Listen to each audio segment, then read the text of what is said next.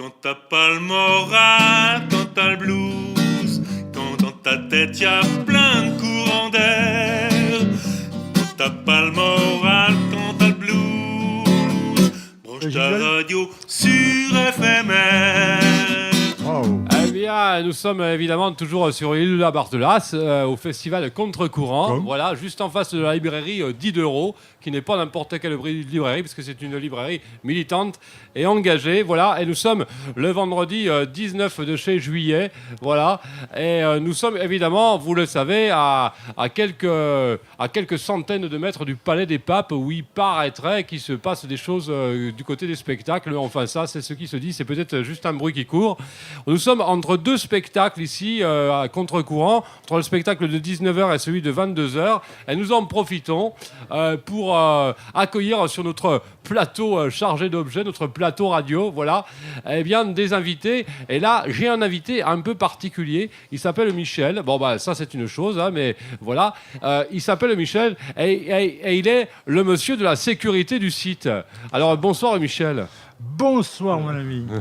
Alors, dites donc, c'est un emploi stratégique quand même dans un festival qui accueille du monde, des artistes, des bénévoles et des festivaliers. Hein. Et quels artistes, et quels bénévoles, et quels festivaliers. La crème. Et vous êtes là depuis le début du festival? Non, depuis 5-6 ans à peu près.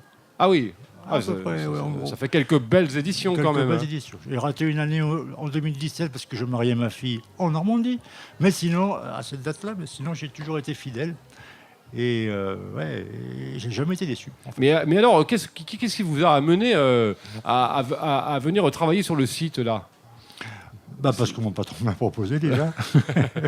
Mais surtout parce que plus jeune, quand j'étais étudiant sur Paris, je me suis occupé du Festival du Marais, en partie. Ah tiens donc. Voilà, absolument. En tant qu'étudiant en marketing publicité, on nous a envoyés pour s'occuper du Festival du Marais, donner un coup de main pendant le mois de juillet, je crois que c'est. Ça devait être une sacrée expérience. Et c'est quelque chose d'assez extraordinaire. On a pu côtoyer Isabelle Aubray, Cora Vauquer, Francis Lemarque, Claude Nougaro. Et oui, donc là, c'est le dessus du panier. Hein. Et tout ça dans un cadre fabuleux qui est le Marais, dans les hôtels particuliers. On a même fait une pièce de théâtre de Goldoni, la Locanderia. La Locanderia, exactement. Ouais, et c'était vraiment fabuleux, en italien, ce qui était vraiment fabuleux. Voilà. Et donc, voilà, c'est un truc qui est resté, une Madeleine de Proust. Et quand on m'a proposé ça, je suis retombé dedans, quoi, parce qu'après, j'ai eu une vie professionnelle normale.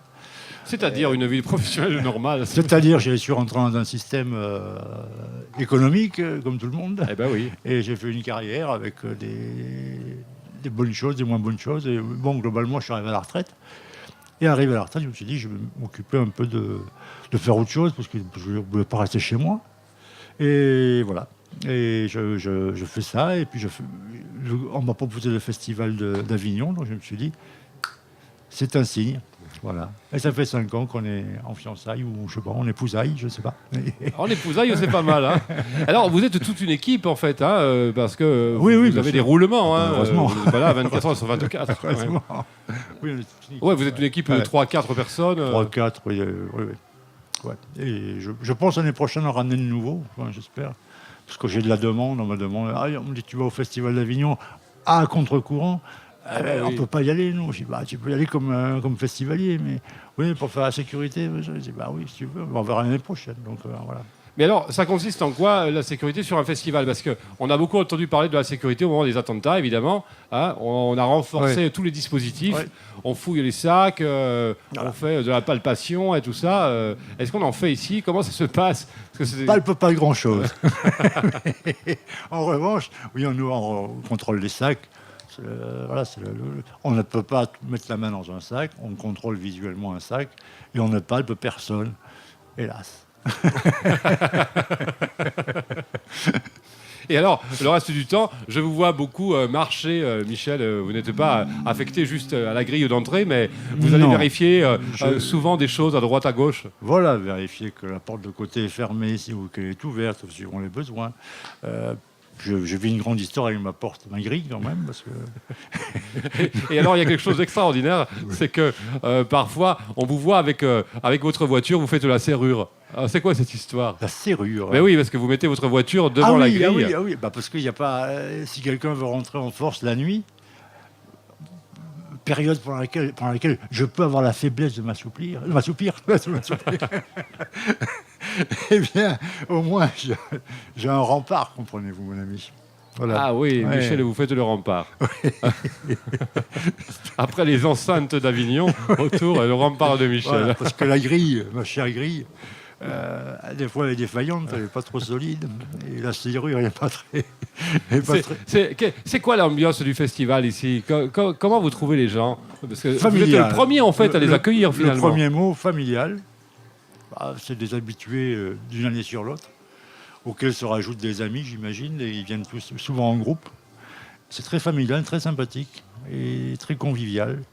Et on voit que l'utilité du festival, c'est que les gens se retrouvent, se rencontrent, discutent, échangent. Et c'est, je pense, le grand succès de ce festival. D'ailleurs, depuis 5 ans, la fréquentation augmente chaque année un peu. Et c'est mérité, c'est pas volé. C'est donc cette 18e édition est donc une belle édition alors. Ah oui, très belle édition. Très belle édition.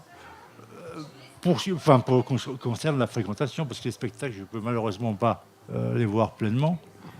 Mais bon... Oui, vous entendez les commentaires. J'entends les commentaires, je vois les gens heureux, contents, qui passent de bons moments. Et puis voilà. Et les artistes dans tout ça, est-ce que ce sont des artistes qui ont le melon ils sont sympathiques, ils sont accessibles Comment ils sont ces artistes vous les sentez comment? Ils partagent ce moment-là aussi? Oui. Bon, on les voit souvent manger parfois avec les spectateurs. On les voit partager ça. Enfin, je l'ai souvent vu sur les 5-6 ans où j'étais là.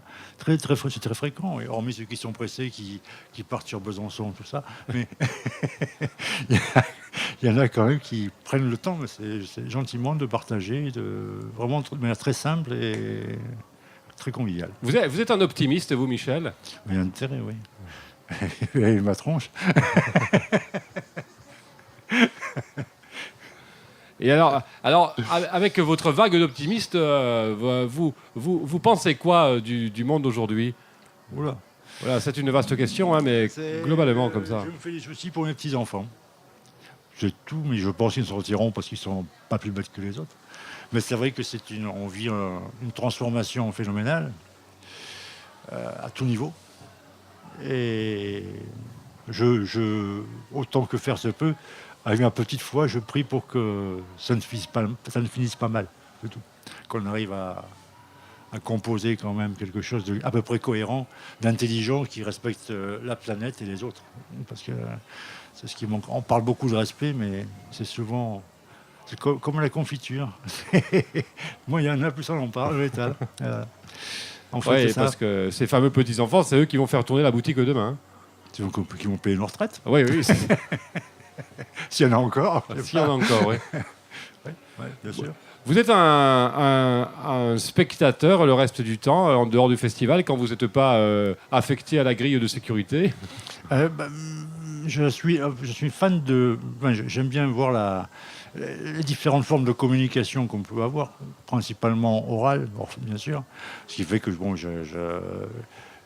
j'ai vu beaucoup d'artistes sur scène qui me convenaient. Beko, j'ai pas vu Brel, hélas, mais je l'ai en vidéo. Et puis même des fois des hommes politiques, des discours, des choses. Mélenchon est un très bon acteur. Enfin bon, après je parle pas de ses idées. Mais bon, voilà, c'est des gens qui sont fascinants, quoi. Quand on voit Fidel Castro, même Hitler, à la limite, sans vouloir faire de vagues. Mais c'est vrai que c'est c'est des types fabuleux, quoi. De Gaulle, tout ça, enfin, ça me fascine, ça. Et puis, après, quand je vois qu'on arrive à communiquer pour des peintres, avec des musiciens, il y a plein de... Toutes formes de communication qui sont assez intéressantes. Même la corporelle. Voilà, la communication corporelle, on voit à force d'accueillir les gens comment ça se passe, quoi, à peu près. Ouais. Vous êtes fan de quelqu'un? Non. De vous, peut-être. Ouais, ah, bah, ça c'est gentil. Hein. Alors, si vous êtes fan de moi, moi je suis de vous. Non, Hein. voilà, j'ai des personnes que j'aime bien, que j'aime beaucoup, des artistes. Mais bon, je dois être fan. Je veux pas, voilà. Je sais très bien. Je n'ai rencontré quelques-uns, et c'est vrai on sait très bien que derrière voilà, les hommes ne sont pas toujours aussi intéressants que les artistes. Voilà. C'est un peu ce que je pourrais en tirer comme conclusion. Je vais vous poser quelques petites questions comme ça, histoire qu'on esquisse davantage votre portrait. Si je vous dis une couleur, vous me répondez quoi? Une couleur. Une couleur. La couleur Bleu. de Michel, c'est quoi? Bleu. Un fruit. Parce que je suis un garçon. Un fruit. Ah, un fruit. Ah, un fruit. La poire. La poire. Tiens, intéressant. On n'avait pas fait encore celle-là. Un insecte. Un insecte. Oh là là. Bah, sauf si vous n'aimez pas les insectes. Hein, dans ce cas-là. Je n'ai rien contre les insectes. Qu'est-ce que. La cigale, c'est un insecte. Ah ben on pourrait dire la cigale alors. C'est un insecte, la cigale. Oui, c'est un insecte, oui. Ouais. Oui. Ouais, bon, c'est local, hein. C'est très local. Pour Ah, ça que... un prénom.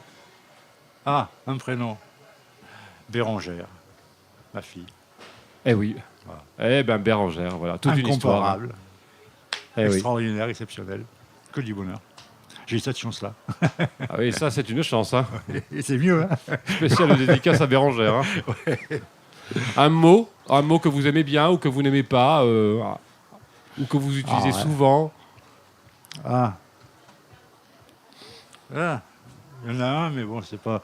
Il y en a un, a priori, c'est, pour ce qui me concerne, très honnêtement, très intimement, c'est France, c'est sûr. Et puis il y a maman. Eh oui. C'est... Oui. Hein, Eh oui. Oui, ça peut être lié. Hein. Eh oui. voilà. Eh.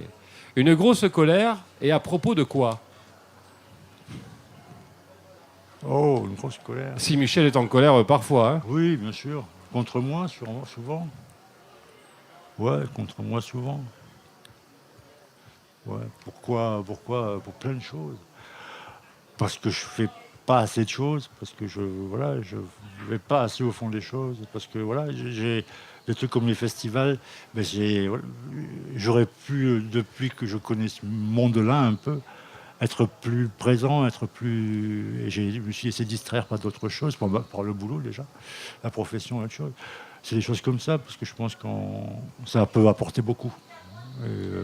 C'est bête de rater des opportunités comme ça. Mais bon. Si c'était à refaire, et si vous aviez à choisir un nouveau métier, vous prendriez lequel aujourd'hui? Ou une formation?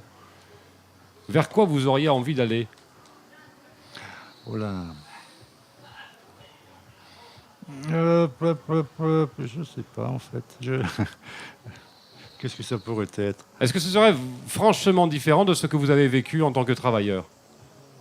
En fait, je vis à contre-courant. C'est ça le problème. C'est que j'ai commencé par une carrière normale dans la grande distribution. J'ai grimpé jusqu'au jour où on m'a dit vous coûtez trop cher, il faut partir à la retraite. Eh oui, arrêtez de grimper. Hein. Et que maintenant, je suis reparti avec l'idée de je vais faire autre chose, mais vraiment on aura des pâquerettes sans avoir de réunion, sans réfléchir. Voilà, sans réfléchir. Être soi sans réfléchir. Enfin, être. Simplement. Voilà, simplement. À la limite de animal, quoi. Voilà, on fait un truc basique. Voilà. Ce que j'ai pas fait souvent. Et voilà, quoi. Je voulais connaître des gens. Voilà, ce que notre président a appelé les illettrés. Voilà, rencontrer ces gens-là, voir, les comprendre, essayer de les comprendre, de les fréquenter, de les voir. Ouais. Puis être une petite main. Une petite main, ouais. Ouais, c'est à la base. Ah oui. Et si la petite main elle est dans une autre main, c'est la main dans la main aussi. Hein. Oui, mais ça, j'ai ce qu'il faut à la maison. Si je vous dis une odeur ou un parfum.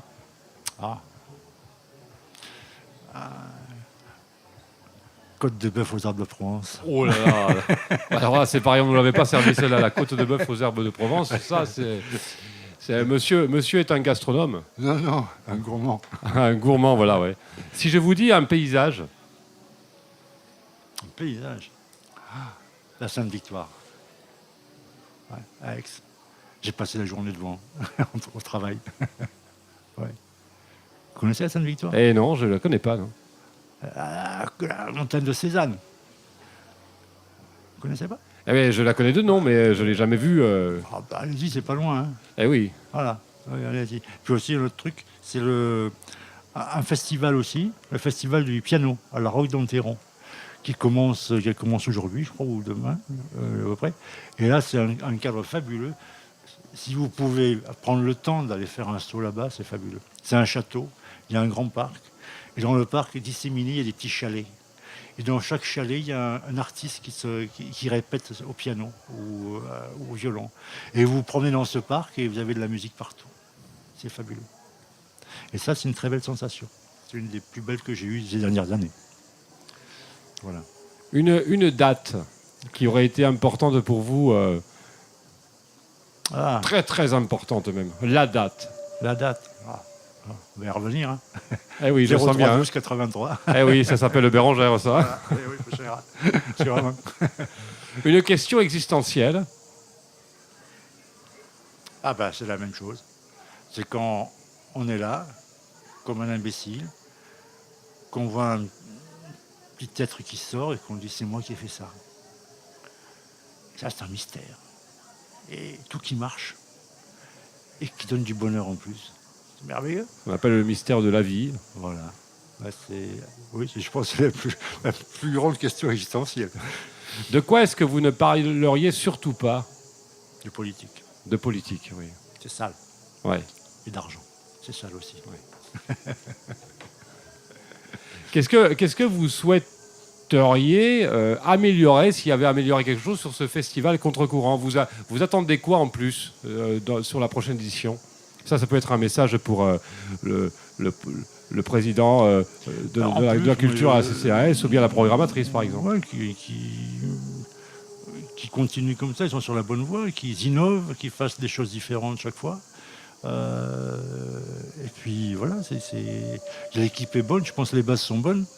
Après, il faut trouver d'autres talents. Il y a eu cette fois-ci, il y a eu les FASM au niveau FASM, oui, être oui. aussi. Oui, danse, acrobatie. Un peu différentes de ce qu'on avait l'habitude de voir.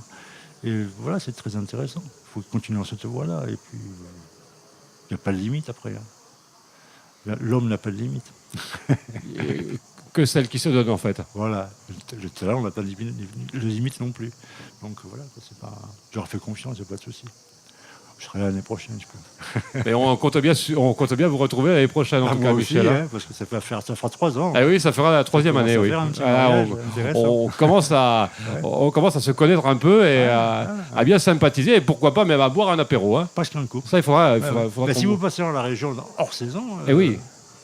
Contactez-moi, je suis sur la oui, volontiers. Pour qu'on prenne l'apéro un peu ensemble. Quoi. Oui, l'apéro et plus si affinité. Hein. Eh ben, exactement. La côte de bœuf. La côte de bœuf qui va avec. Michel, merci pour votre présence ici, puis pour votre disponibilité, parce qu'on vous a arraché un peu de votre boulot là. Oui, mais je suis une remplaçante de luxe. Ah oui, d'accord. Ah oui, c'est vrai. Oui, on a une collaboratrice qui est allée faire votre... Et je voudrais pas qu'elle palpe trop quand même. Non, quand même. Ouais, il faut faire attention avec elle, hein, on ne sait jamais. Hein. Alors là, vous travaillez jusqu'à quelle heure ce soir au festival? 1h30. Eh oui, d'accord. Après, j'ai mon collègue qui vient mettre sa voiture devant le portail. Devant le portail, voilà. Pour faire la muraille infranchissable. Merci Michel, bonne fin de festival. Merci, et puis j'espère qu'à l'année prochaine. Et à l'année prochaine. Hein? Ok. Quand t'as pas le moral, quand t'as le blues, quand dans ta tête y a plein de courants d'air, quand t'as pas le moral, quand t'as le blues, branche ta radio sur FMR.